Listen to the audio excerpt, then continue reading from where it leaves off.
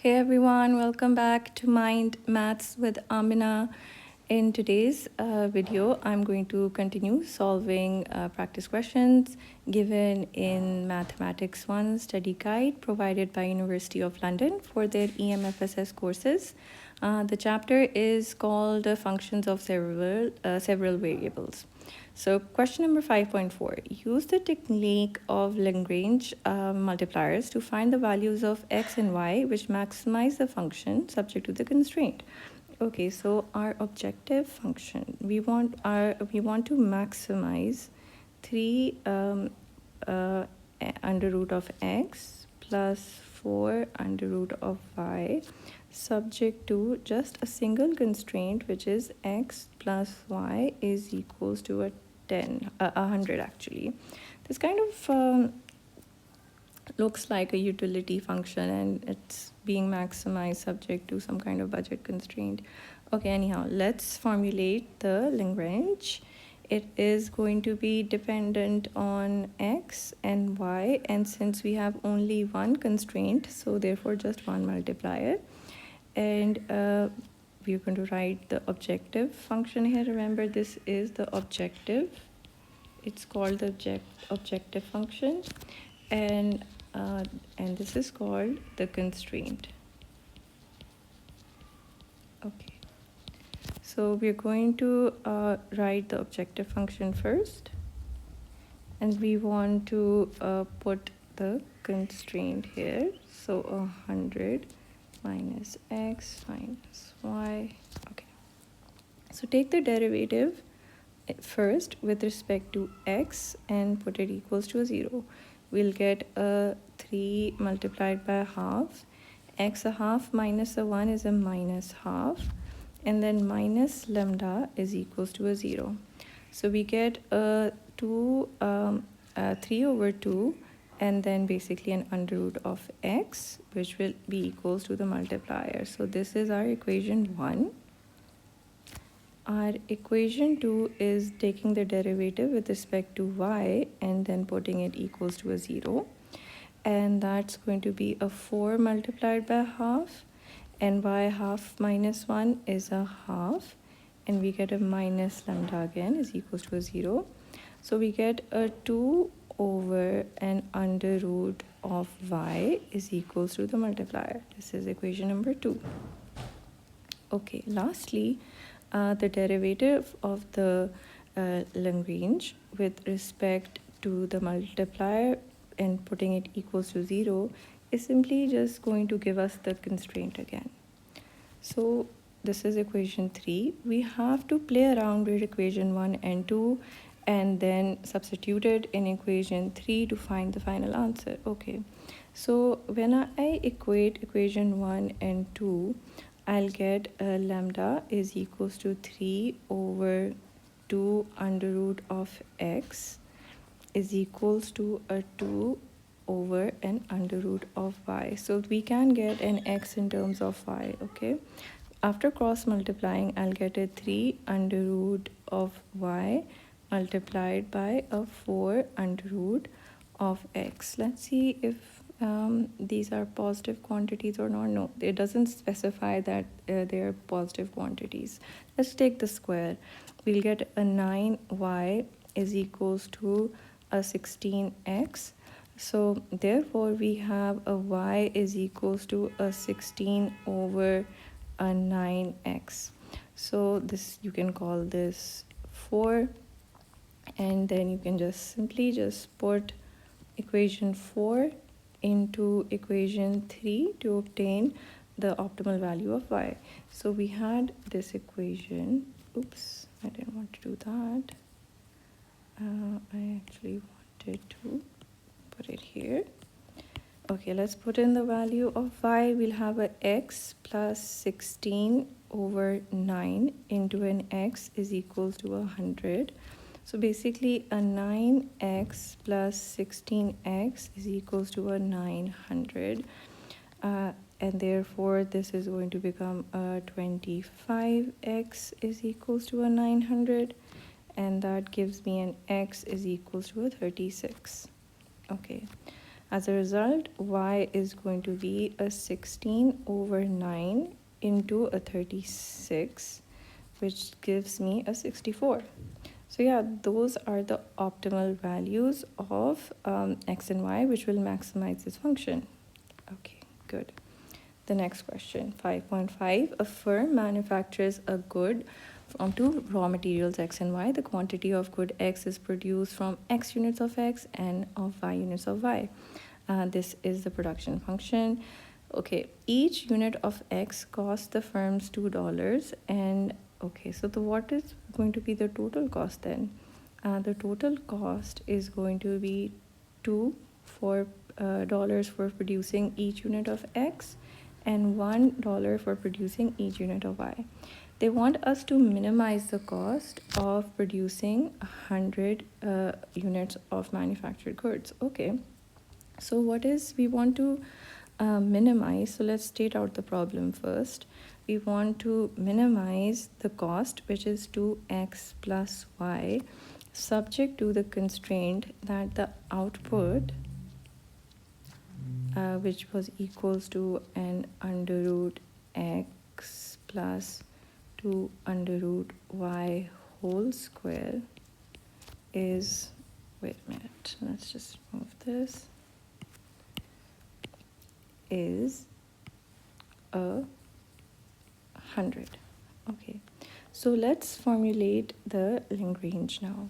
Okay, L will be equals to a 2x plus y, and you can do a plus 100. Wait, the multiplier comes here, lambda plus okay, 100 minus under root of x plus 2 under root of y squared. Okay, so what are the first order conditions? Let's write those down. We want to take the derivative with respect to x and put it equals to a 0, then the derivative of y and put it equals to a 0, then the derivative of L with respect to lambda and put it is equals to 0. We remember when you take the derivative with respect to the multiplier, it just gives you the constraint again. So we can just write this down. This is all with the constraint itself is always going to be our equation 3. Okay, the derivative with respect to x is a 2 minus lambda, and the derivative of 100 with respect to x is a 0, right? So we're just interested in this. The power 2 gets multiplied, minus 2, and then under root of x plus 2 under root of y. 2 minus 1 is a 1, and I have to multiply it with the derivative of the function inside. Okay, so that's going to be x is power half, right? So I'm going to multiply half, and a half minus a 1 is a minus half. Okay, I have to put it equals to a 0.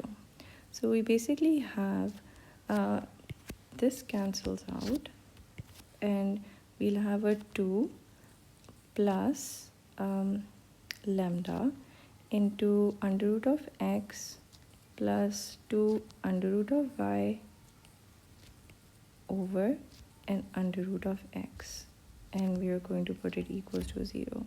So therefore we're going to get let me just move this down, yeah, so that I have more space to solve this.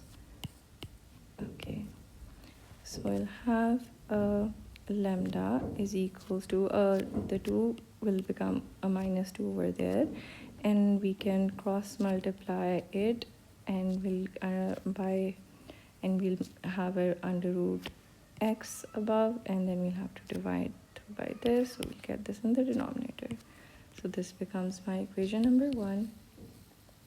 Okay, now taking the derivative with respect to y, that's going to be a 1 plus lambda. There was, what did I do right here? Why did I make this a negative? The negative sign is inside, sorry. This should be a positive here. Then this should become a negative, and this should be a positive, yeah. Okay, a whole bracket. with respect to y. Okay, so the 2 again gets multiplied. We get an under root of x plus 2 under root of y. And a 2 minus 1 is a 1 multiplied by the derivative of under root of y, which is basically you multiply the power and you subtract 1 from a half, so you get a minus half. Okay. So therefore we get, this actually cancels out, and you'll have a 1 minus a 2 lambda under root of x plus 2 under root of y over, and under root of y is equals to a 0. Let's make lambda the subject. 1 goes there and it becomes a positive number, and we'll cross multiply and we'll end up with this expression. I hope I'm like you guys don't need to skip any steps. I'm just used to skipping steps. Okay, so let's equate 1 to 2. Okay, so equation 1, because both are equals to lambda, we can equate them. So this is the same as this. Yeah, some stuff does get nicely cancelled out. So this gets cancelled out by this. And when we cross multiply, I'll get a 4 under root of x is equals to under root of y. If I take a square, I'll get a 16. X is equals to a y. So this can be called equation 4. And I have y in terms of x now. So I can put it in equation 4 into 3 and find the optimal value of x, right? So let's do that. I'll get an under root of x plus 2 under root of y, which was actually a 4 multiplied by under root of x. So I'm just putting this here, okay? And we have a square is equals to 100. Okay, let me see if I wrote this correctly. Yeah, okay. So we have a 9 under root of x, and if we remove the square from here, I'll take under root here, so I'll get a 10 here. So I'll get an under root of x is equals to a 10 by 9.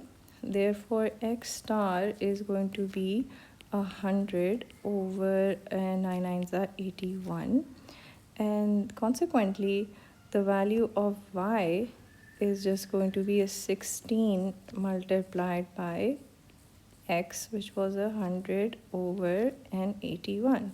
So therefore this will become 1600 over an 81. So what is the minimum cost? The cost function was 2x plus y. So the minimum cost, oops. Wait. So the minimum cost is just going to be 2 multiplied by 100 over 81 plus 1600 over an 81, which will become 1800 over an 81, which is a 200 over a 9. Okay. When you one thing to remember is that when you have equality constraint, then a minimization problem can be written exactly in the same way as a maximization problem. So you can notice that I wrote both of these problems in the same way, the objective function here and a plus lambda, and I took this on the right side. And similarly, this is exactly what I did with the minimization problem.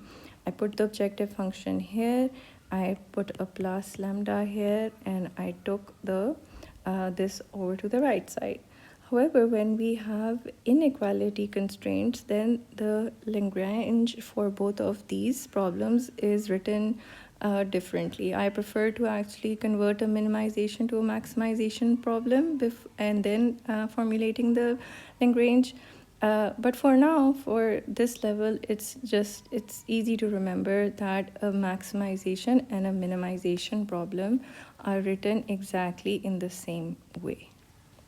Okay, then the next question says, a consumer buys two goods, X and Y. The price of 1 unit of X is $1 and the price of 1 unit of Y is 16. The consumer's utility function, which describes how she values X units of X and Y units of Y, is given as follows. This is a Cobb-Douglas utility function. She has a budget of 1,280 in total each year to spend on X and Y. Using the method of Lagrange multipliers, find the values of blah, blah, blah, blah, blah.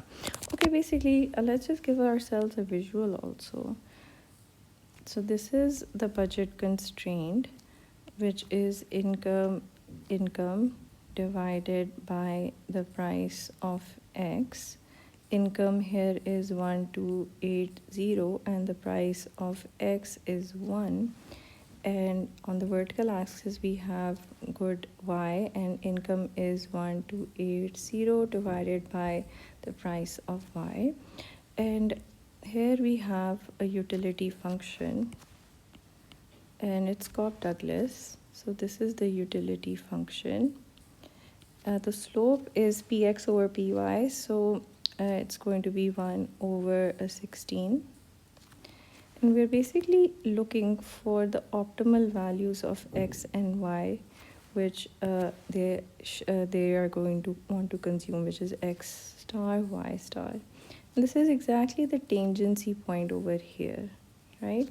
So we can see at the tangency point, the marginal rate of substitution, which is the slope of the indifference curve, is exactly the same as the slope of the budget line, which is px over vy. So this is basically the partial derivative of u with respect to x, and then the partial derivative of u with respect to y, and we have a 1 over a 16 here. So this is basically the tangency condition, and we want to solve it simultaneously with the budget constraint, which is px into x, which is 1 into x, py, which is a 16 into y, and income 1,280.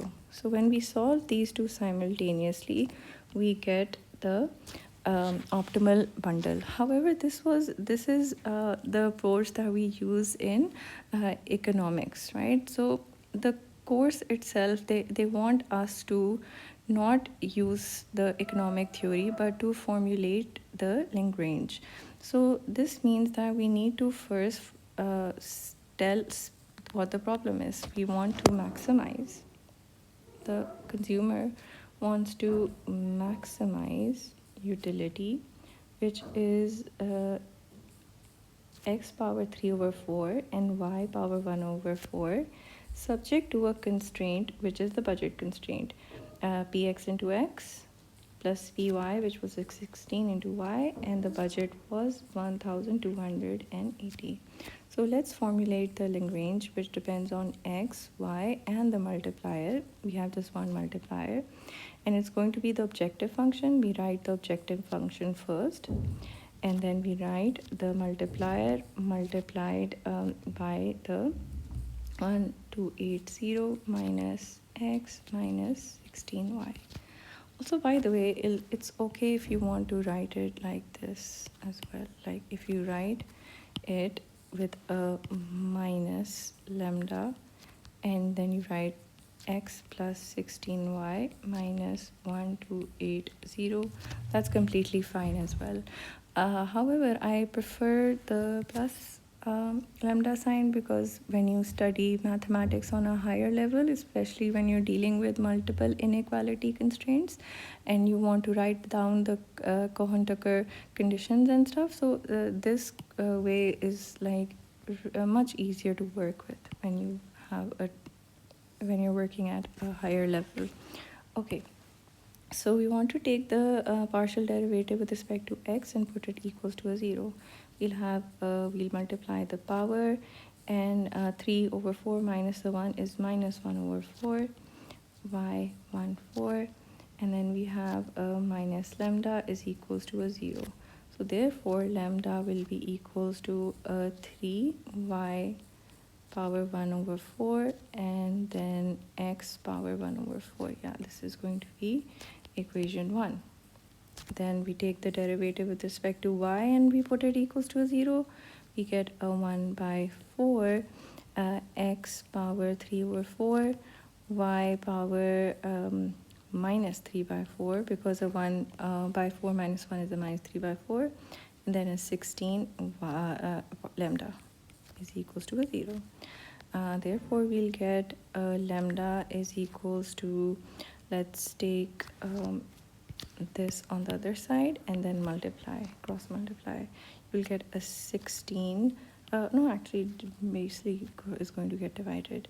Okay, power of y minus 4, and then we'll have a 16 multiplied by a 4, 64.